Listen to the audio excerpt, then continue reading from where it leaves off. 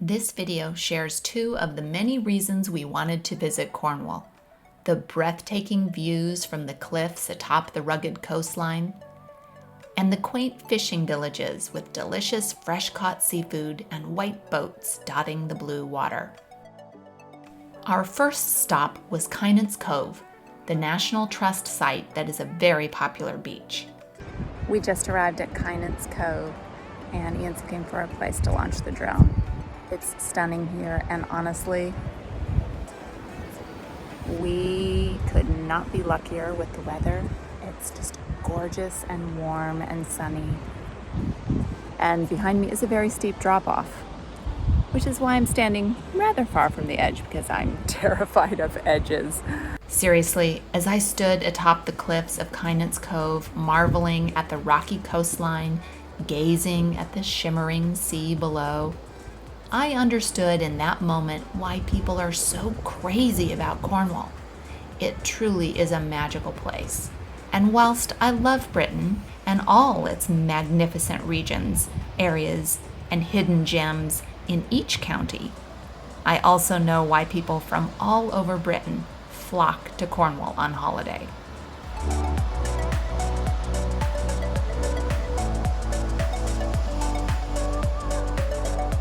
So I'm just sitting here on the edge of a cliff in Kynance Cove, trying not to think about the 1,000-foot drop down to the sea right behind me.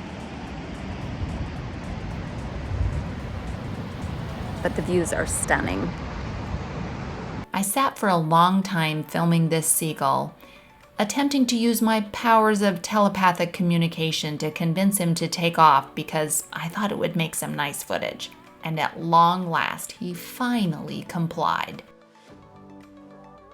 The two kayakers that you can barely see on this video in the water way down below must have had a pretty incredible view. It would be fun to explore the coast from that vantage point as well.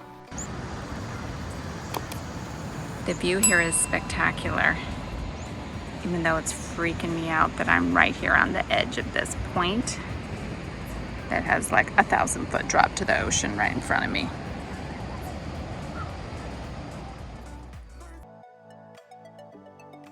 So let's talk about the downside of visiting Cornwall. You are not the only person who wants to enjoy the view of the craggy cliffs and the endless blue sea. The biggest challenge with a Cornish holiday or vacation is the crowds. We were at Kynance Cove in the middle of the week, in the middle of September, in the middle of a pandemic, and it was still impossible to get parking. So that's the one major drawback to visiting this breathtaking location. Here's a photo of my handsome husband Ian, perched on the cliffside enjoying the views of the Cornish coast as well. He was only sad about the fact that he wasn't allowed to fly his drone here due to flight restrictions. So we're here on top of a cliff above Kynance Cove, and explain to us about the whole high tide, low tide thing, Ian. So we are here at high tide right now, and really the best time to be here is low tide because there's an expansive beach here, but of course there's only slivers of beach left now. Yes, just a wee little bit of beach and a lot of rocks.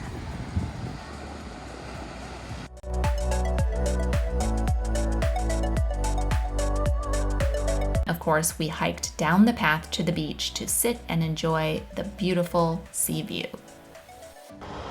I could just sit here and listen to these waves in Kynance Cove all evening. So calming.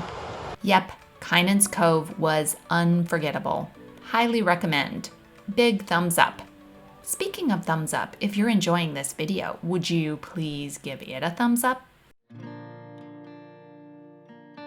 In keeping with our goal to visit as many of the impressive estuaries along the southern coast of Devon and Cornwall as we could, we made our way across the Lizard Peninsula from Kynance to the lovely Helford estuary.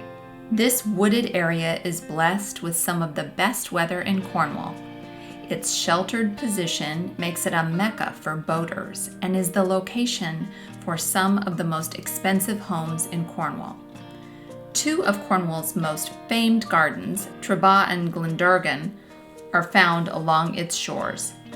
Daphne du Maurier immortalized the area in her novel Frenchman's Creek, which is one of the many rivers and streams that fed into this estuary, and made it a haven in days of yore for smugglers and pirates. This is an area of great importance for the conservation of wildlife and is a site of special scientific interest due to the varied wildlife that inhabit its shores. Visitors to the area can enjoy all sorts of water activities such as snorkeling, kayaking, and sailing.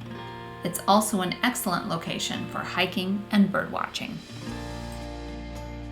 We stopped in the lovely fishing village of Helford, which is a unique place because, as its name conveys, it has a ford that actually breaks the village into two parts. We parked in the only car park in town, which happened to be on the opposite side of the ford from the restaurant where we hoped to eat dinner. But it ended up being fortuitous because I was able to watch this group of fishermen unloading the huge load of crabs and lobsters which had been caught that day. And I was lucky enough to get this nice chap to show me up close the gigantic lobster that was part of the day's catch. I'm older, more mature, like a lobster. Oh. Yeah. Okay, turn around so I can see his tail. Wow. Oh my goodness. These are just incredible. Thank you so much. And where did these come from? Just here near Helford? Just off of Maine. I don't think so. After our fisherman interview, we walked the path next to the ford across to the other side of the village, to the one eating establishment in hopes of having dinner.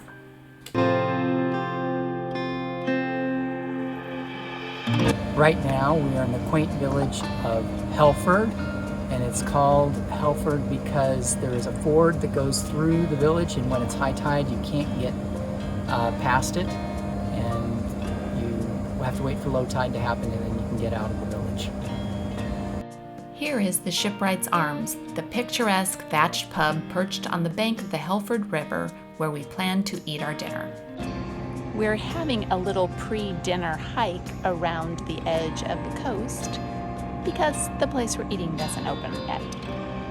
And you cannot drive to the restaurant. We had to park over on the other side.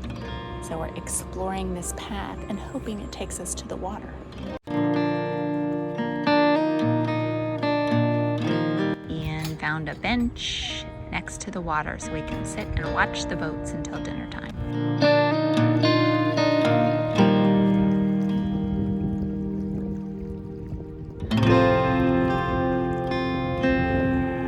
Thankfully, we enjoyed a lovely view of the boats and some bird watching of this cool bird, because after our fun rest stop, we learned that the restaurant was fully booked, and we were not able to eat in Helford that night.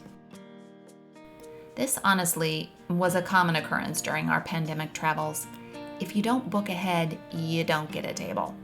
And in an isolated village like Helford, there's even more of a captive audience that leads to high demand on every table of social distance dining. Since I didn't get to show the ford in Helford in action, I'm including this bonus bit of video I took while passing through the tiny village of St Kew. Look at this. We have to cross a ford in our car. We have to drive through this shallow water.